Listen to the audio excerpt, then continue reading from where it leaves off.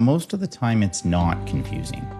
We know what good leadership looks like. We kind of start losing our way a little bit. They quickly fall into that fix-it mode, right? They're trying to fix everything. When you start to solve the problems of other people, you enable them to become lazy. That's not sustainable. Even though we know these things, we're actually not living those experiences. How do we help people find their way back? Jimmy Casas is a former principal, Iowa Principal of the Year, and national award-winning school leader who now works as a leadership coach and speaker, helping educators build stronger school cultures and improve student outcomes. So I'm asking teachers to do what I'm not even willing to do myself. You'll get better results if you don't start by fixing it.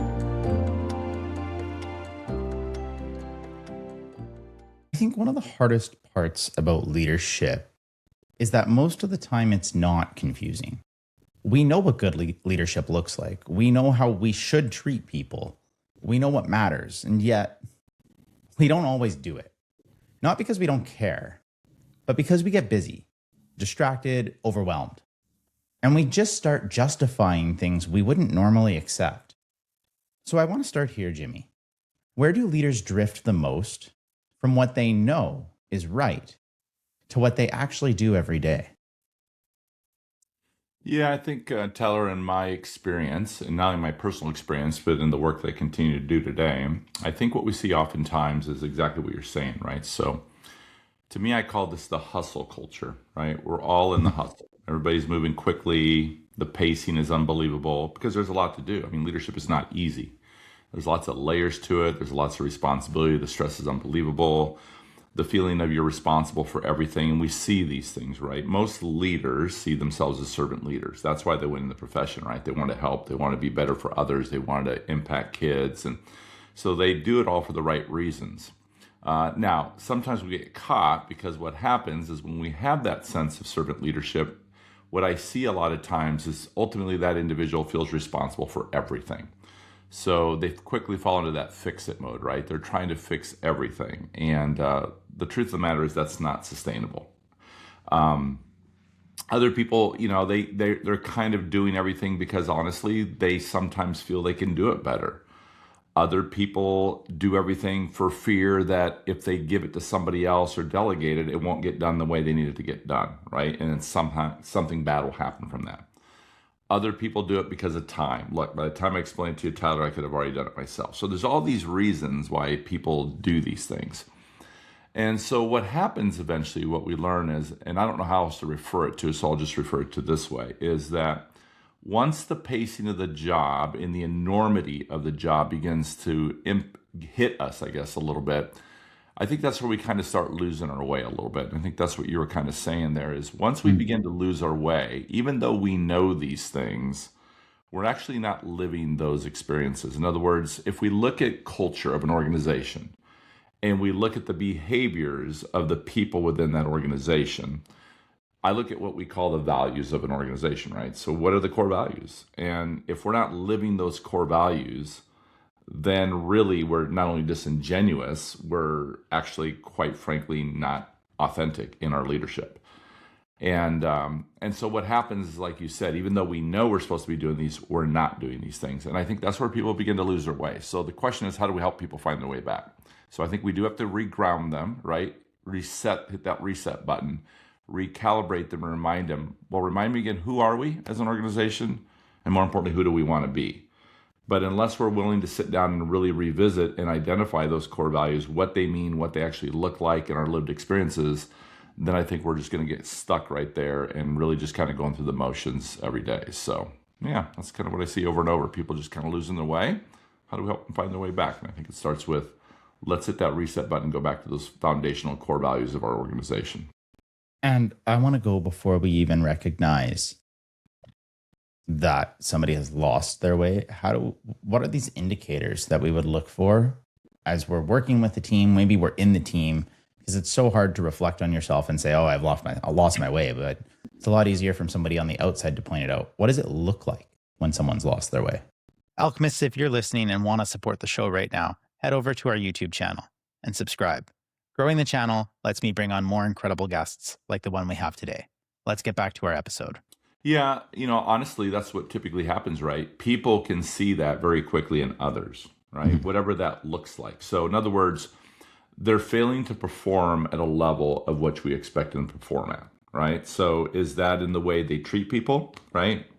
Are we no longer being kind? Are we no longer being caring, compassionate, empathetic? Now we're a little bit, sometimes we're a little bit rigid. Maybe our tone is not where it needs to be. Maybe we're a little like gotcha sometimes. Instead of teaching, we're no longer teaching, we're just telling. It's the way we conduct ourselves, right? So sometimes we see that in behaviors, and we certainly see it in others. But the thing is, Tyler, if we can identify our core values, the nice thing about that, and remind ourselves who we want to be, and we can collectively come to some agreements who we are and how we're going to behave, and more importantly, give others permission in our organizations to help us behave in that manner, we will get better results. Because the truth of the matter is, it's going to be hard to do this by yourself because, well, we can all lose our way, and we're all going to need help. And like you said, oftentimes we don't necessarily see it in ourselves right away, but other people do see it in ourselves. But it's usually around the behaviors, right? Sometimes it is in the tasks that we're asking to perform, right? Maybe they're no longer invested in that. They're literally doing surface level. They're doing the bare minimum, just enough to get by, enough to stay off the radar, but they're not really invested in that. They're not bringing not only their best selves, they're not doing their best work. So sometimes it's not just in behaviors, it's in the performance of the tasks or the work that we're asking them to do. And that's typically the biggest areas that we see that in organizational structures where the cultures are suffering, whether it's morale or whether it's underperformance or low achievement, and we're just not getting the results we want. So, yeah. When you personally look back on your leadership, where were you most at risk of drifting? Like when I was a principal, you mean, Tyler? Yeah. Or even like along your journey, where did you feel most at risk of drifting from who you were? Yeah, I think part of it was, honestly, for me, the drifts began to happen where I feel like during my tenure, especially early on in my career, I would get a little frustrated with people who I couldn't understand, like, why are you working in a school and you don't love kids? Like, what are you doing here, right? So that part can begin to mess with you pretty quickly. And again, a lot of these come from our own personal experiences. So if we have experiences, sometimes those experiences, when we relive them in different ways, they do mess with us a little bit. It frustrates us a little bit. We're not going to tolerate those behaviors because I know what it feels like to be that kid or whatever happens to be the case. So we do see that a lot. And so, yeah, so that would be the first area I would say for me personally, was just getting frustrated with the adults in the organization that, hey, you're getting, you committed to this work. You said this work is what you wanted to do. You wanted to make a difference. But what I couldn't see, Tyler, maybe was, let's just take, for example, there's a teacher who's treating a student a certain way that doesn't meet our expectations. And I get frustrated with that teacher. And without even seeing it, I begin to treat that teacher almost no different than the way that teacher's treating that child. So if we're going to expect teachers to be compassionate, empathetic, and be kind and caring with the kids, then we actually should be modeling that first. And so that's kind of what happened to me, I would say, is I was no longer modeling those behaviors. I'm asking teachers to do what I'm not even willing to do myself. And so for me, that's where I began to drift, and that frustration just kind of eventually caught up with me. So definitely needed a time in my career where I needed to hit that reset button. And so I think, again, we're all susceptible to that. And that's why it's really important that we surround ourselves with people who are going to help us be who we want to be, and make sure that we don't drift again. For me, I like to do everything to the best I can. And so I'm naturally like a fix-it person, right? Or a servant person, one would say as well. And so when I entered leadership, I have worked really hard to make sure I actually don't solve everybody's problems, and I let them solve them themselves too, because I learned when you start to solve the problems of other people, you enable them to become lazy. You let them start to slack and recognize you're training them that, oh, somebody else will do this for me if I don't do it or say I don't know how. So I catch myself every now and then slipping back into I'm doing more maybe than I should. And so sharing that load with other people is something important to me that I keep trying to cycle back to. And so it's hard. I ask people all the time around me that I work with, do you think I'm taking on too much for you? Is there anything you'd like to take on more for yourself? Or I look at my own schedule and what I'm taking on and who can be doing what. And so you're right in saying it's a difficult thing to catch internally, but if you're able to catch it and you're able to just stay on course. So the small little micro actions, you can have such a significant impact on that journey of not just yourself, but other people. And sorry, go ahead, Jimmy. No, I was just going to say, let's circle back to that, because I think there's a couple interesting points in there that I feel like I want to make regarding that topic. So the first thing we want to ask ourselves is, when someone comes to you with a problem, right? The question we should really be asking is why are they coming to us? So I think we need to get clarity in, are they coming to us because they need a thought partner? Are they coming to us because they just need a place to start from? Are they coming to us because they're not clear what we want them to do? Are they coming to us because they don't know how to do it? Are they coming to us because they think they know how to do it, but they're not confident that they can do it at the level we want them to come to us? There's a bazillion reasons why people come to us. So I think the first thing is we probably should identify why the individual is coming to us, okay? Now, if they come to us with a problem, though, right away, that they have already identified that they don't know how to address this problem, they don't know how to fix this, they don't know how to do it, then that's where it gets a little tricky to me, because I do think sometimes I'll hear people say, well, I can't fix everything. You need to either fix it yourself, or they'll say this: don't come to me with a problem unless you come to me with a possible solution, right? You hear people say this sometimes. Yeah. And I think there's danger in that. And the reason is because, well, if they knew how to do it, they wouldn't come to you. So if you tell them to bring a solution, then they're not going to come to you. That's why they're coming to you, because they don't have a solution. So to say to them, don't come with me unless you have a solution, then they're probably not going to come to you. So that's one thing to consider. And then the second thing I would say is, most often is if we delegate something to somebody or say, hey, you need to figure this out, I think that's going to create issues, because I think we already know they don't know how to do it, or they wouldn't have come to you in the first place. So that's where I think, to me, it's not a delegation, it's not a telling, it's a teaching moment. To me, it's a teachable moment that sometimes people do need help. I do believe people want to perform at a higher level, but they don't know how to do it, or whatever the issue is. Once we identify that, what we see and what I've learned is I'll get better results if, once I create that clarity, I actually show them how to do it. So I bring them along with me, right? I serve as the model. And during that model, I'm asking questions. Does this make sense? Did you see what I did here? Okay, do you think you could do this next step? To me, that begins the coaching cycle. And that's what I see is how we get better results with people. So just around that area of, underperformance and why people aren't performing at the level we want them to. And I should say mine's more on a very basic level, like they forgot to turn off, or they keep forgetting to turn off their computer or a device in a room that they work in. And so you keep going to do that. Well, they know how, and they just need to be reminded that it's their job to do that, versus an actual problem. Yes, you would coach and work through them with them on that kind of problem. I'm more talking like the things that, the difference between competence and incompetence in that situation. And you need people to do the things that they're competent in. Low level functions. Yeah. It's putting that back on the people and saying, no, you have to have this high standard and you need to do this because we're a team and we work together on that, right? Versus, okay, you've actually come to me because you're stuck. Now I'm going to help with you on this, right? I think there's a difference between the two on that one. But with that, Alchemist, today's guest is Jimmy Casas. He's been in education for over 30 years, including more than 2 decades as a school leader.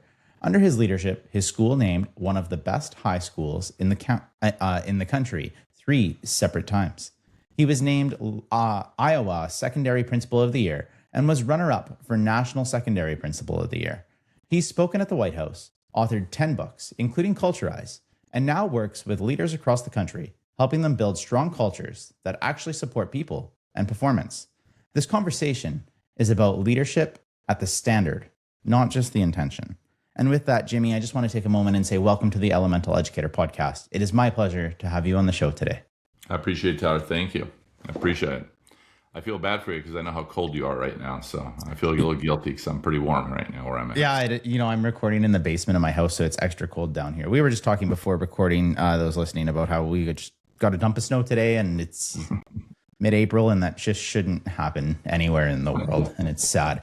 But, we talked a little bit about values at the start here, Jimmy, and where we're going. And so I want to use that to segue into our first element. We're going to go through a journey of 4 elements today, the first one being the earth element and what we value. So I'll get into our first segment on grounded moments.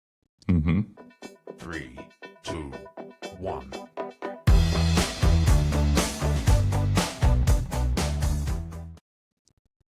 Not every problem is yours to fix.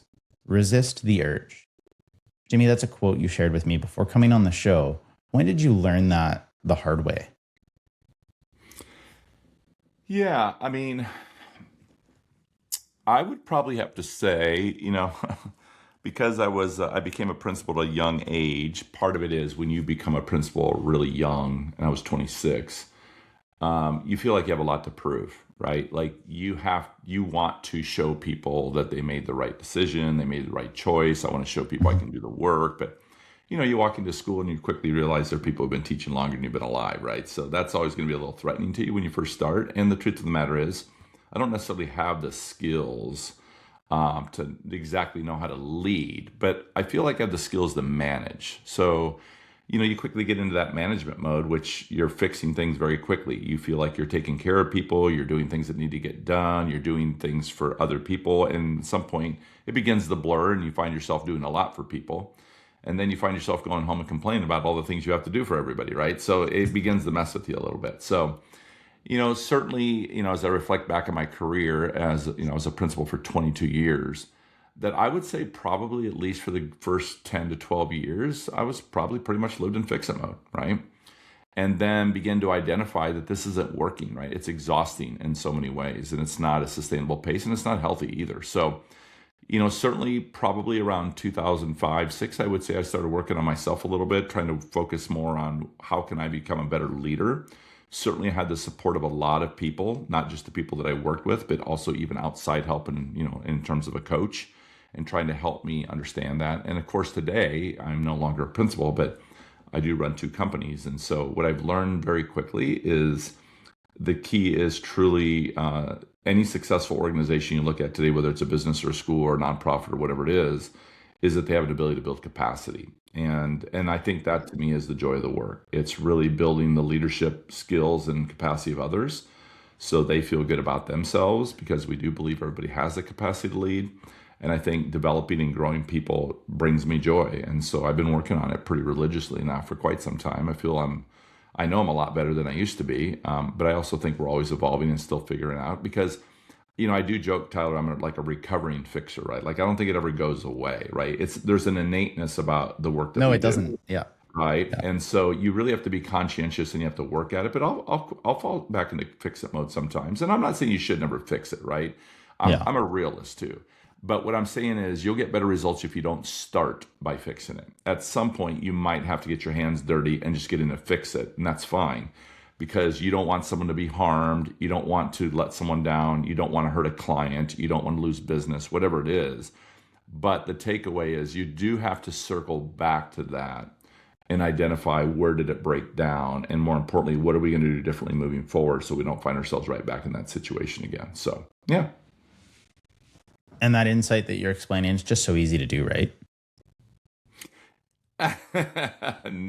Yes and no. It seems easy, but no, it's not, because we just said we're fixers. But Yeah. I do think what you see is if we create a better experience for us, our hope is that we'll want to continue to relive those experiences, right? So I do think it's a change of behavior, what we're talking about. And we also have to be realistic and fair to people that if someone has been a fixer for all their lives, just because we have a conversation, just because we teach them one time, just because we share our philosophy or thoughts on it, it's not fair to expect somebody that they're no longer going to be a fixer, right? Yeah. This is who they are. So part of it, as I'm always saying, is, part of it, to be fair to people, we have to help them, what I would say, how do we help them behave their way back to excellence, right? Or how do we help them behave their way back to wellness? Because they are behaving in ways that necessarily they know doesn't work for them, but they're also struggling. But we have to create experiences where they can see the results. And what we learn is if people can see actually the results, then they'll want to try to replicate that again, right? And again, knowing that at point they'll fall back, that's fine.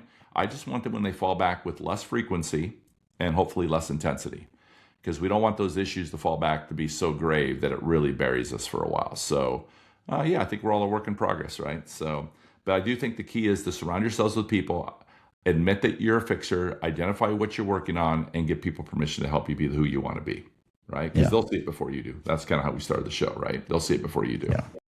Mm-hmm. Jimmy, I want to get into your mindset a little bit. And so I want to play a game with you. And this game is called Principle or Preference. So I'm going to read a statement out. And if you fully agree with that statement, you're going to say it's a principle or it's something that, everybody should try to adopt that mindset. And we're not going to get into the explanation of why or try to justify it. It's just a quick answer of principle. And if you disagree with the statement or you think that it's not something that everybody needs to adopt to, you're going to just say preference. And again, no time for explanation on either of them. Sounds good. All right. So the first statement is leaders should address issues immediately.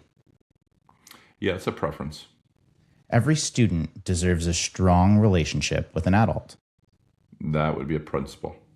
Leaders should be visible and present daily. Preference.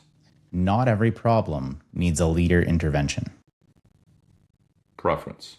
Excellence should be expected from everyone. Principle. Culture is more important than systems. Preference.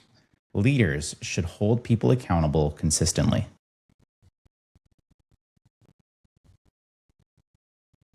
Preference. You can build culture without difficult conversations. Preference. Relationships should come before results. Principle. And leaders should protect their time at all costs. Preference. When you look back at some of those responses, the ones that jump out to me might be how you responded to accountability. It might be how you responded to consistency. Maybe walk me through, where do leaders get most of this wrong from your perspective? Well, go back to how we started the show, right? I think some of these are around, again, to me, values are behaviors. And so it's what we value first. So some of those obviously could be a preference or a principle, depending on the perspective and how you approach it. But for example, let's say you have an expectation where people are not going to opt out, right? Well, if your principle says, hey, I'm about excellence because that is a standard that we must all strive for. Well, if you allow people to opt out, then you're violating that principle, right? And so to me, when it comes into anything around the treatment of kids and what we're going to do for them, to me, typically should be a principle, right? Now, I'm not saying there aren't some preferences on that, but at our core, we should be about children. At our core, we should be about valuing people in our organization, right? That should be a core of ours. At our core is we should be creating experiences for people that are really, really, really positive. At our core, we should have a mindset that says, no, I think people actually want to be successful. I think kids want to be successful. I think at our core, we should be modeling. I think at our core, we should be a champion. How you do that is where it becomes and blends into the preference component, right? But even then, the reason I hesitate on that one is because if it is a preference and how we manage it should still lean back into our core. So that's where it kind of, there's a little bleed there, right? Where it blends a little bit. So, yeah. Take me into a moment where you realized you were trying to fix too much. What was happening that made you feel like you had to carry it all? Yeah, I think anytime you're in a situation where you feel, to me, it would have been probably around the area where I felt responsible, that I was worried that if we didn't do something that it's going to hurt everybody in the organization, right? And so there's this need to do it all, right? Or you don't want to let people down. Or, I mean, I could even give us something as simple as a facility upgrade, right? Like if you've ever been involved in a facility upgrade, and you're going to build a brand new performing arts center, or you're going to build a brand new, you're going to add whatever, a commons area or a gymnasium or new classrooms. If you do this job long enough, you know this, you're literally building that for the next 25 years. And so in the moment, you feel like you got to get it right. Because if you don't, the last thing you want to do is go spend X amount of dollars on an upgrade. And after you do that, everybody's complaining that they didn't get what they wanted out of it, right? That's the kind of pressure where you feel like you're getting your hands way into it because you feel like you're micromanaging every little component of that because you have to have a result that pleases everybody, which is really hard to do, as you well know. So that is just an example. But of course, even in whether that's that, whether it's, I could even take something as simple as graduation. Graduation is a big thing for people. You want to create an experience that people walk out of there. It's a big deal in the sense of you want to create this experience where you want everything to go just right. So you feel that pressure. You want to make sure that every kid's name is pronounced correctly. That's a pressure. You want to make sure that the timing is right, that people aren't waiting forever. I mean, there's all these things that happen to us, whether it's something at a scale that might seem smaller, it might seem bigger, but even as something as simple when you have a new enrollment of a student in a family, you want that experience to go great. Why? Because we want people to feel like you've picked the right school to bring your child to, right? So all these things lend to that, in my opinion. In your book, Culturize, you have a chapter called Carry the Banner. What does that mean to you, and how did that chapter become what it was? Yeah, it's actually my favorite core value, if you can have a favorite core value, right?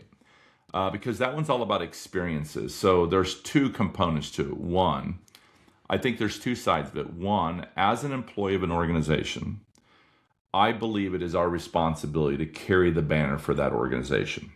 I think it's our responsibility to carry the banner for the people who work in that organization. Whether, let's say, just take it from an educator. If I'm a teacher, I should be carrying the banner for the profession. I should be carrying the banner for my supervisor, for my colleagues, for my students, for my parents, everybody, right? So my point is, when you're out in the community and people are asking about the school, or you hear people talking about the school, we should be talking about our students in the school and everything in that community in a positive light, in my opinion. Now, that doesn't mean you can't have a private conversation, somebody invent with somebody. I'm not talking about that. I'm talking about we shouldn't be going on social media. We shouldn't be, at a function somewhere, at a social event, talking negatively about kids or our families or our colleagues, right? That's what we should not be doing. So we should carry the banner for our organization. But the second component of that is, I think we also have a responsibility to create experiences that others will actually carry the banner for us. I don't think we can be the only ones carrying our banner. Hey, come to our school. We got a great school. Really? Well, we can say that. I think we'll get better results if children are saying that, if families are saying that, right? So the question is, how do we create experiences then through our interactions, through our conversations, that a student leaves a classroom and goes home and carries the banner for their teacher? That a teacher goes to a workshop or goes to a conference, and when people are complaining about their school or their principals or their administration, they're saying, no, well, I'm so sorry you're having that experience. I love my school. I love my boss, because we've created experiences that these people carry our banner. So, so that to me that's a core fundamental principle, not only of me as a principal in my second half of my career, but even in the companies that I run today. We're all about, are we creating experiences for our clients that they want to continue to work with us? And that's our job. That's our responsibility, right? So I think that's taking responsibility for our own behavior and saying, I can impact the organization. I can bring value to the organization simply by carrying the banner for my organization or my classroom, my colleagues, my students, my teachers, whatever. But I can also do it by creating experiences for other people that they'll carry the banner for us. Mm-hmm. So I read that chapter, and when I read the chapter in whole, I'm with you on that. And I totally am for what you're sharing as this message. When I look at the words carry the banner, my head went to old military times, where the person that carried the banner was in front of everybody and the first person to be killed at war. And so I'm wondering if you could speak to maybe the contrast in also what carrying the banner comes with. Yeah, that means I have to do a better job of explaining what carry the banner means, right? But I think sometimes it can be left up to interpretation, and that is interesting, right? So if someone were to read it and wanted to take their own nuance on it and say, well, this is what it means for me, I'm okay with that, because that's the way they see it and interpret it, and if it works for them in their organization. But if you think about leadership in general, right? So when you just shared that with me, the first thing I thought was, well, that's the courageous leader, right? It's the courageous leader that's out in front. I could also look at what you said to me and say, well, that to me is the leader who models by example, right? In other words, I'm not going to ask you to be on the front line and me not be on the front line with you. Yeah. So one of the things I do love about the idea of identifying, which brings the importance of, that is why it's so important that when we have a mission statement or a vision statement or value statements or belief statements. We have to be really clear what that means.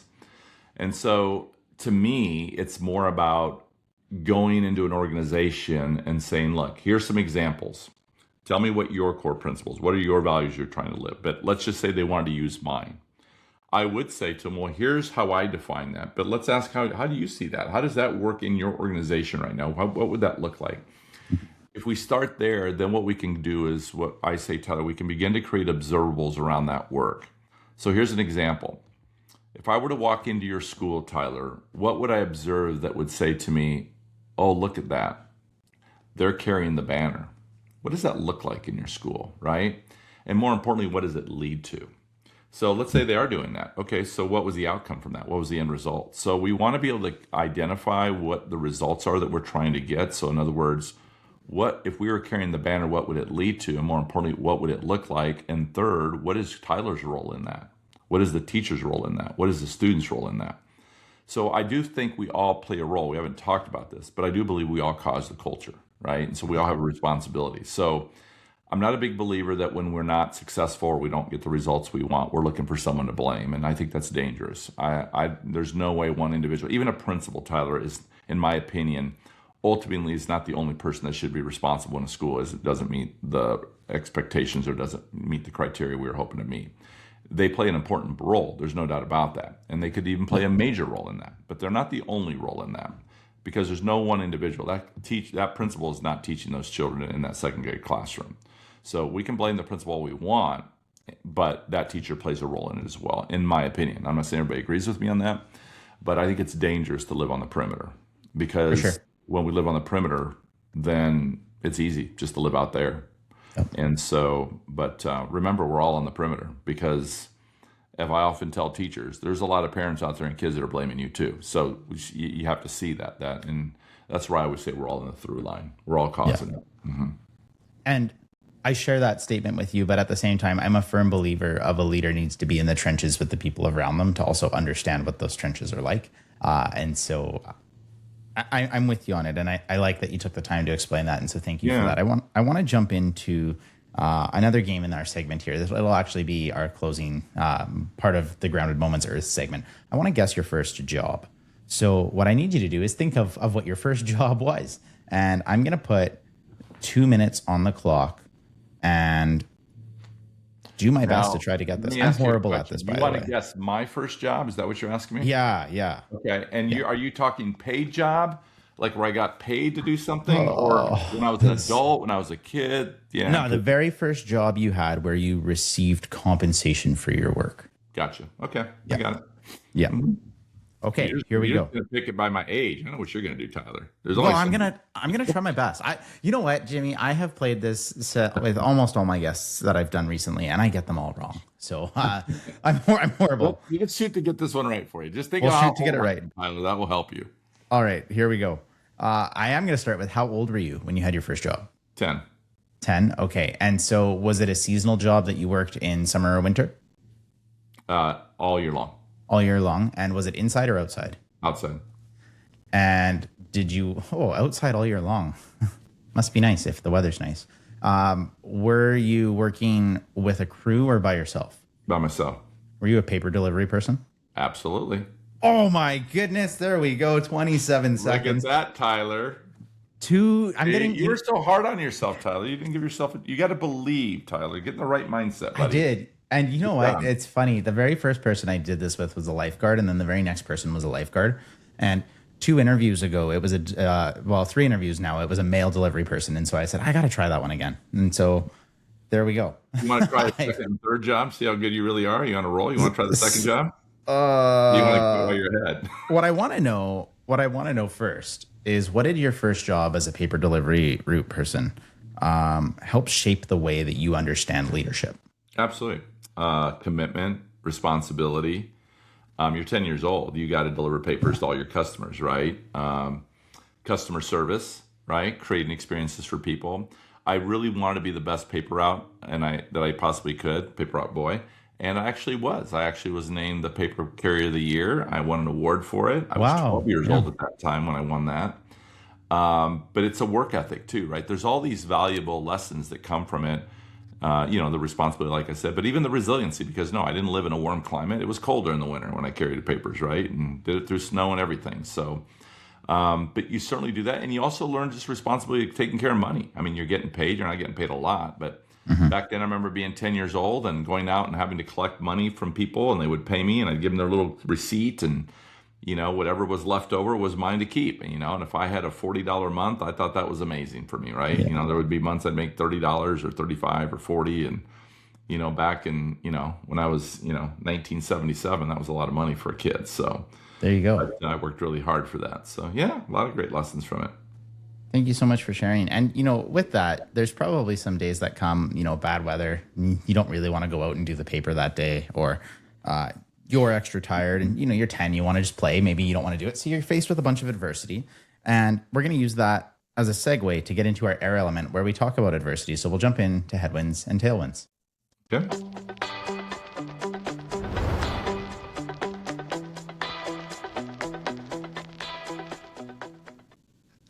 All right, Jimmy, I want to jump into a game again to get into the next segment here. This game is called the hot seat, which is the seat you're sitting in right now, where I'm going to give you a scenario, and I just want your first action that you would take if you were the leader in this role, okay?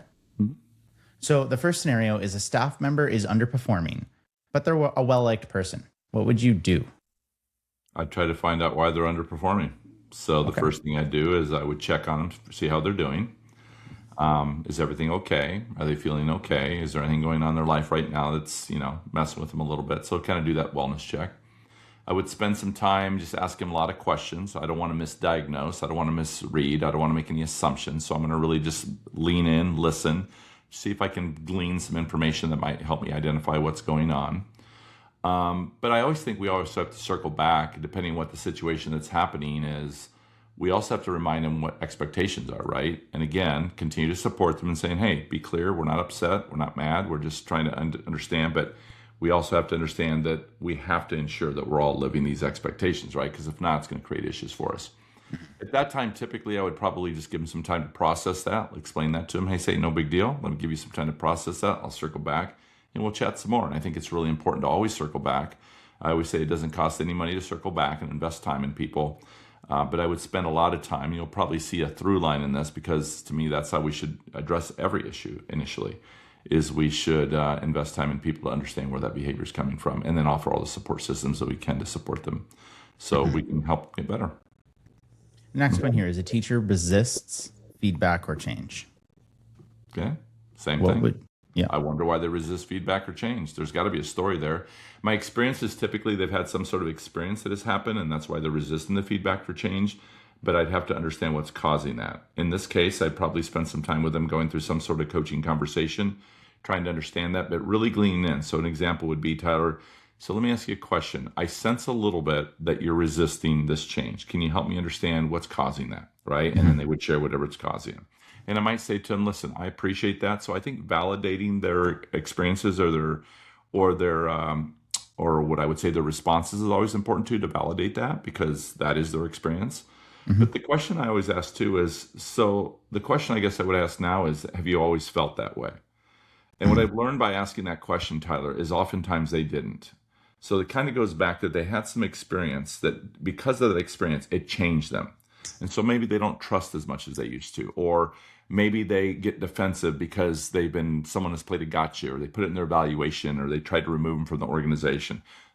Maybe they're experiencing a little bit of trauma from that and they get triggered by that. So yeah, so that's definitely the way I would navigate those situations. As the leader, you're starting to feel overwhelmed and everything feels urgent. What would you do in those moments? Well, the first thing I would do is I would just pause for a second, probably take a deep breath, see if I can clarify what's really causing some of that.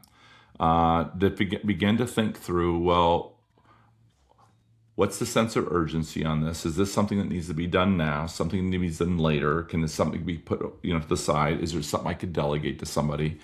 And try to identify what's causing that in me, right? That feeling, that emotional tug or that pull or that overwhelming feeling. And then understand if, I'd go back and revisit and slow it down for sure. And then Yeah, but then at some point we do have to act on it, right? We can't just ignore it. Yeah. And then after we act on it, we probably revisit it and go back and see where we can refine and go back and say, okay, why was I feeling that way? How do I not feel that way again? But really, the overarching theme there is we just got to really slow down and pause and really bring clarity is what's causing this right now? What's causing the sense of urgency? And is it really that urgent? Or am I causing that? And last one for you here. A conflict arises between staff members. Yeah, again, it's the same thing. What's causing that? I probably, first of all, I would want to check with both of them. Hey, are you doing okay? See where they're, how they're feeling about things. Definitely bring it to their attention. Say, hey, so talk to me about what happened. I understand there was a conflict. And then I would listen to that one. I would listen to the other individual, right? Certainly hear them both out. See if we can help identify what's causing some of that. Definitely would validate those feelings. Again, revisit expectations. Hey, listen, so here's my concern. We're asking kids to get along, and yet here we are as the adults who aren't getting along, right? Can you see that? Okay. So here's the question. So what's the next step? What is that going to look like, and where do we go from here? Now, I could fix it, right? I could, but I don't want to start there. I'm going to try to empower them to try to see if they can see it and what changes of behavior do they need to make for hopefully to get a better result. If they don't, then obviously that's going to fall back on me. But here's what we know. We're not going to just allow people to behave however they want to behave, especially when it doesn't align with our values.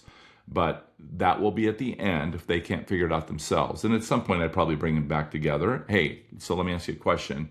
So how do you feel about sitting in the room and see if we can work through this together, right? I'll be in the room with us, but let's give an opportunity to go back and revisit this. Then even after that happens, hopefully what's happening is the way we navigate that conversation is really important too. Both people need to be heard. We need to talk through that. But I don't think it ends there. I think there's a constant circle back to check back in. Hey, Tyler, how are you feeling about the conversation today, this afternoon, or that we had this morning? Go to the other teacher, have the same conversation, or the other adult, whoever they are. And then say, okay, I just want to check in. Hey, if there's anything that happens, anything that changes, would you feel comfortable letting me know, right? Those types of things that I can already predict that somehow we could quickly fall back. I don't want to fall back. So we have to continue to maintain that and then celebrate them both at some point and encourage them and congratulate them on, hey, really appreciate the work you've been doing, and just continue to stay on top of it. Continue to monitor it. Jimmy, you've led for a long time. What was one of the toughest leadership moments you faced? Yeah, that's an easy one for me. I think that's 2005, where I kind of found myself on the edge of the couch, just questioning, wondering whether I wanted to do the job anymore or not. I've already been a principal for 12 years. I'm exhausted. I'm tired. I'm frustrated. Like I said, I don't know why you work in a school. You don't love kids. All that's messing with me a little bit. But, at some point you begin to doubt whether you're making an impact, whether you're making a difference. You ask yourself if it's even worth it. Maybe even look at yourself and say, look, I got some skills. I could go do something else. But eventually you dig down, and that's where the interview chair comes from, Tyler, is you just kind of go back and say, well, what did I say when I sat in the interview chair? So what happened? And how do I find that person again? And again, in my case, I needed a lot of help and support to find my way back, but I'm really glad I did. So yeah, I would say that's when that happened. And the name that you've joined on the show with is the interview chair. So walk me through what you're meaning for others when you say sit in the interview chair. Yeah, it typically just starts with, do you remember what you said when you sat in the interview chair? And it's actually an opportunity for people to slow down and self-reflect and ask themselves where are they at currently, right? And are they happy with where they're at? And more importantly, what are they going to do about that, right? Because again, this is a behavior thing, so we're all causing it. It's also a mindset to believe that the best version of all of us, Tyler, is the person in the interview chair, right? We know this because you got hired. And so somehow, obviously, you said all the right things, right? You were passionate, you meant it. What you said was sincere and genuine, and I think that's who people want to be, right? But again, life comes at us, we have these experiences, and we begin to lose our way. It changes us. So it's a reminder to go back to the interview chair, because when we sit in the interview chair, that's what you said when we first started this, Tyler. You said, we kind of know what to do, but why aren't we doing these things? Well, there's lots of reasons for that. But if we can just be the individual in the interview chair, then I think you're going to get pretty good results, because that's a pretty good version of all of us. I want to flip it here, Jimmy. And if we're the person across from the interview chair, and we're the one deciding whether or not they're getting the job, what are the questions we need to be asking to actually understand who that person in the chair is when things are going bad? Yeah, I think part of it is well, the first thing I would say is I don't think we should get anybody a job just by what they say in the interview chair. So that'd be the first thing I'd say. I think, to me, in my personal opinion, my experience is what we teach is there's a continuum of things that we should be looking at, right? But the interview chair is obviously one of those. I do believe that we should always have questions in the interview that relate back to our core values. I think we should be identifying what those look like. What does that look like in practice?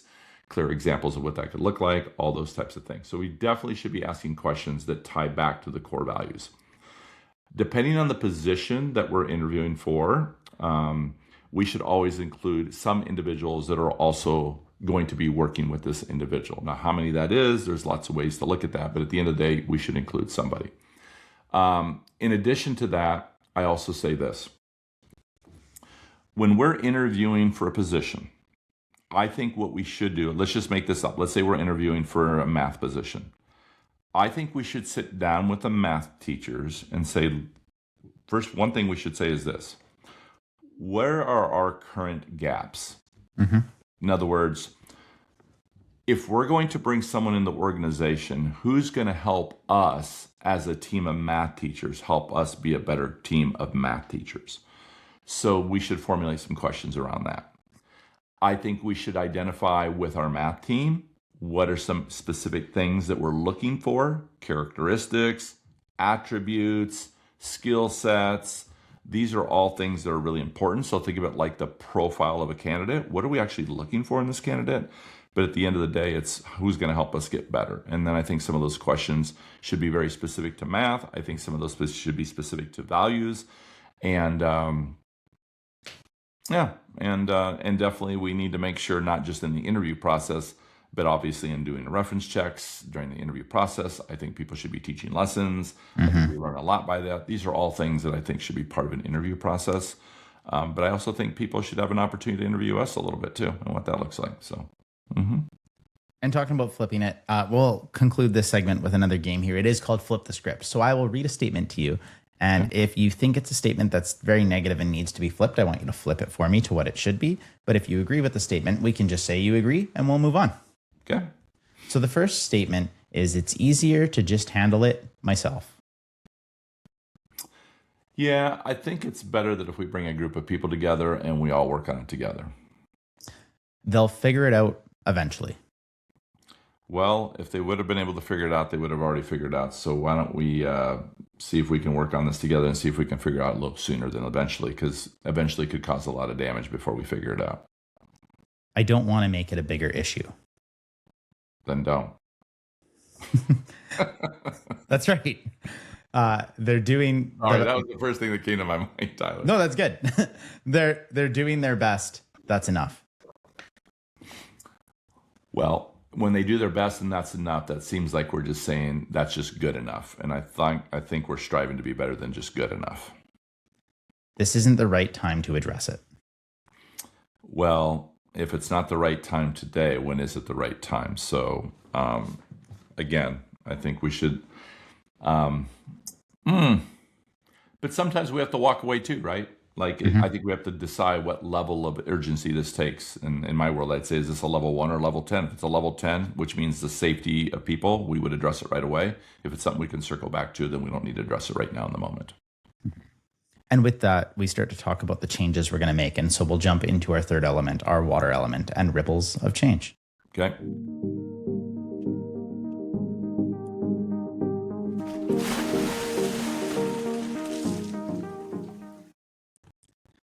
You spend a lot of time helping leaders build culture. What are leaders getting wrong about culture right now? I don't know if they're getting it wrong, Tyler, but certainly I think there are things that we can do to get better results. Number one, again, when you look at culture, again, I'm looking at behaviors. So I'm looking at the values of the organization. And what I'm really looking at is, does the behavior of the adults in the organization match or mirror what I say the words on the wall? So if you look at the words on the wall, what do we usually see in schools? We see a lot of rules about kids. We need you to be responsible, be timely, be respectful. Well, are the adults doing those things too? Because we can't just ask kids to do that. So again, there are a lot of programs right now, Tyler, in schools about, hey, buy our program, this will take care of all your kids' behavior. And I'm always asking, where's the framework for the adult behavior? Because I think it's the adults that cause the culture, not the children.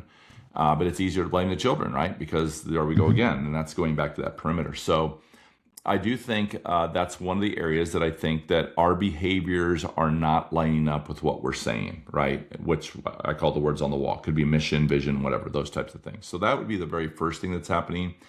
Also, I would say is there's not clarity around what those look like. I also believe right now in culture, we have a lot of people opting out. I think that's really dangerous. Yeah, it is. Opt out is going to create issues for us. I think there's a lot of unintentional, and I will say unintentional, I think there's a lot of favoritism being played in schools. I think people have favorites and people recognize that right away. And when you have favorites, it causes divisions because it creates a lot of different separate groups, cliques, groups, and people who kind of align themselves with other people, but they don't feel like they're one community. So they're divided, they're broken, they're dysfunctional a little bit. So those are really the main areas that I see right now in schools that's causing morale not to be where it needs to be. Yeah, so it's around the favor and probably even shared ownership. In other words, we're delegating a lot to our best people. And again, that best people becomes our favorite. But the problem is even our best people eventually start keeping score. And that's kind of what we see. So we're exhausting our best people. So, hey, great job, Tyler. Here's how we're going to reward you. We're going to give you more to do, right? Because you're so good at what you do. And so those are the types of things that are happening. Again, I think unintentionally, they just don't see it at the time. But once it's pointed out, we begin to have conversations around that. I do think they see it, and we can certainly get some better results around that. One of the videos that I've seen on social media that I like is it's a clip of a kid asking a teacher, am I your favorite student? And the teacher goes into this explanation and they draw on the board 3 circles that meet in the middle, kind of like a Venn diagram style. And they have if you're respectful, if you're hardworking, and if you're fun to be around. And if you meet all of those requirements, you fall into the category of a list of who could potentially become a favorite student. And I liked that analogy. I don't like the idea as well as labeling kids your favorite students or even staff your favorite staff to be around. But I like the idea of when you look at your organizational values and you were to draw those diagrams and you were to see who's meeting those, do they fall into the realm of some of the best workers that you have to be around with or the best students that you have to be around with? I'm just wondering your thoughts on that. Yeah, I mean, I think as soon as you start putting favorites, that's a label, right? So exactly. So the question is, if we were going to be, right, performing at our highest level as a student, as a teacher, as a principal, what would that lead to and what would it look like? And if we were to begin to identify what those observables are, then we would just ask ourselves, well, if we live those, would that be a pretty good human? Would that be a pretty good student, a pretty good principal? Yeah, well, then let's just strive to live that and let it take care of itself. So I kind of agree with you on that. And a shorter segment here, but I'll end it by just saying for people in leadership or teachers in classrooms who are also leaders that are trying to have change occur, what is the first step they should take to action some change? Alchemists, if you're listening on Apple or Spotify and you're enjoying this episode, it would mean everything to me if you head over to that platform quickly and give us a rating or a review. Giving those ratings and reviews help us reach more of an audience for the show. And that is the entire goal of what we're trying to do, impact. Thank you so much. Yeah, well, first of all, I think we have to create an environment where people feel like they're able to do that, right? And I often hear this, Tyler, you can tell me if you hear it in the same experience. Change is scary. People don't like change, right? But I don't necessarily agree with that, right? Like, here's what I believe. I believe people don't like change when they're asked to do one more thing and nothing is taken off their plate. I think people don't like change when they're asked to do more and they don't have the resources, or they don't have the guidance, or they don't have the support, or they don't have the time. If we provide those things, I think people actually like change. I think people like coming together with a group of people and doing something that they can get some results and say, you know what, that's the collective efficacy, the belief that you can bring a group of people together and you can make anything happen. That's a pretty good feeling, a sense of accomplishment, a group of people working together for a common cause. I think people like that. I think what they don't like are these other variables that come in, and they confuse that as change when it's really not. Those are just my thoughts. And I think that people just, they fear the unknown, right? Like we're very much born into a world of fight or freeze. And so when something's not known to you or the outcome isn't known, we instantly go into that fight, flight, freeze of what's going to happen. Am I safe? Am I safe? Am I safe? And that reassurance over time of when things change, things are safe, is usually a good feeling, because unfortunately, most of the changes that have happened in education as of recently have not felt like safe changes.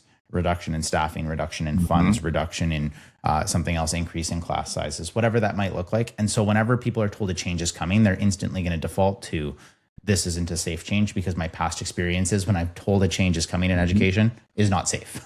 Yeah. So Yeah. how do we... I do think some of that fear is causing that, right? The fear of the Yeah. unknown, right? And that's why There we we go. say, hey, that's why communication is so important, is because if people are fearing things because of the unknown, well, that's on us, right? Don't let people create a narrative that isn't true. Well, that means they don't have enough information. So let's create some more information, provide that for them. But it also sometimes comes from trust. You can provide all the information, but if they don't trust you because of some past experience, they're not going to believe what you tell them anyway. So that's the importance of how trust plays in that as well, right? Yeah. And with that, we'll get into the decision-making process before we actually choose a change that we're going to action. And so we'll jump into our last elemental segment of spark or burn. Okay.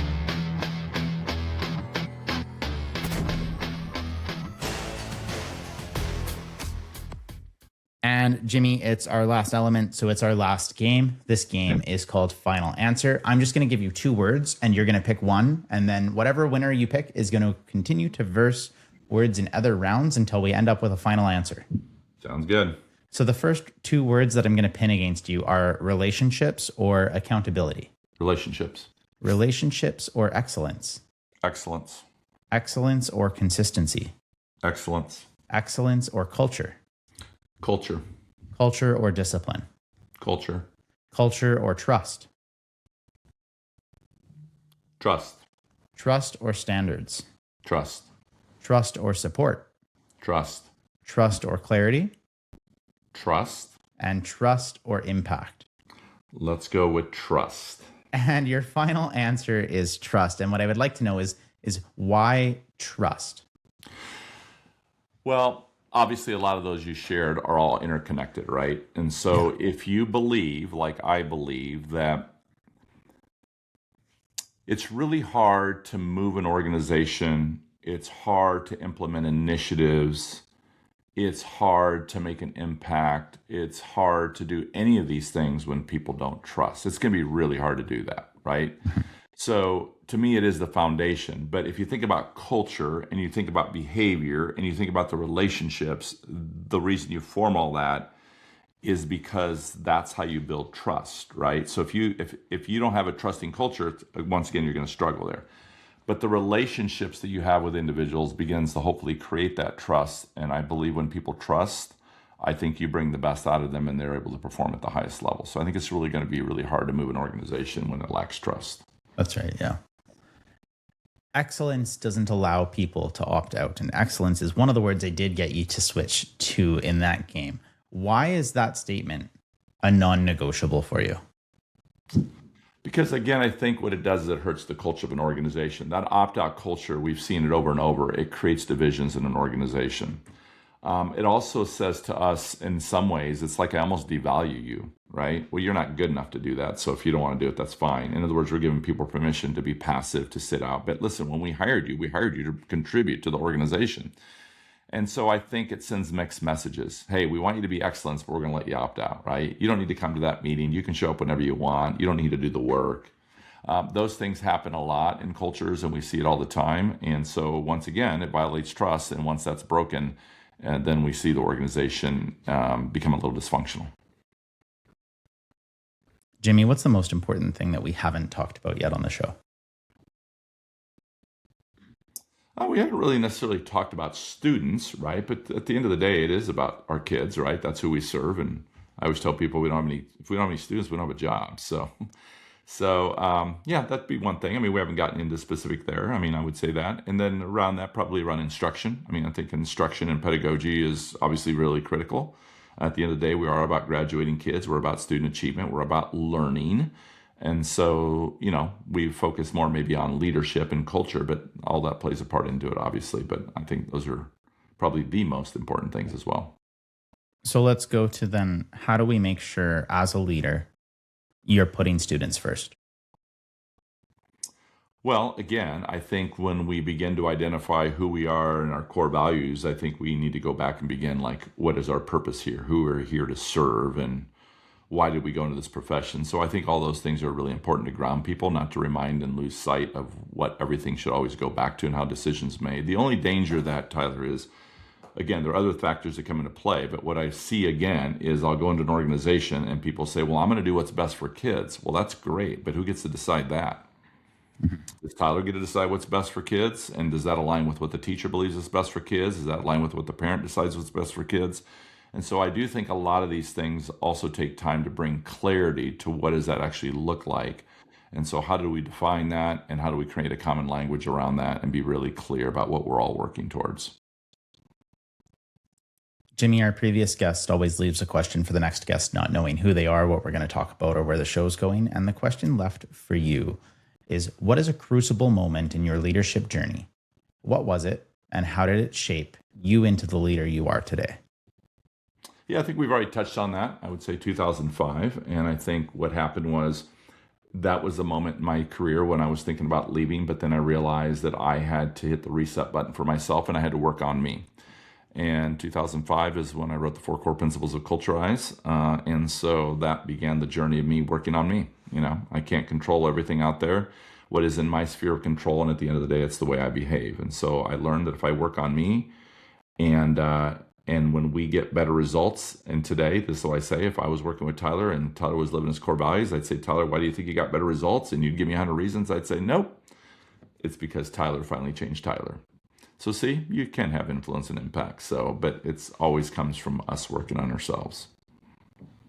I totally agree with that. You know, this has been a wild year. There has been days where, well, the context would be I had an ACL surgery. We've had a 3rd kid. We had a teacher strike. And there were days where after all of those 3 things have unplayed, I've showed up to work, not my best self. And I made a conscious choice at the door to try to turn it around. And when I was able to turn it around, people notice those right away because the change starts with you. And so it's so important to recognize that along the way. Those that are just wondering, Culturize is linked in the description of the show, by the way. So make sure that it's a great read. I definitely recommend you check it out. It's in the show notes right away. It'll be the first link. Go in, click it. Make sure you buy Jimmy's book, support him there. And if you have questions, send them his way as well. He'll be sure to get back to you on all of them. Jimmy, I do want to know, what question would you like to leave the next guest, not knowing who they are or what we're going to talk about? Good question.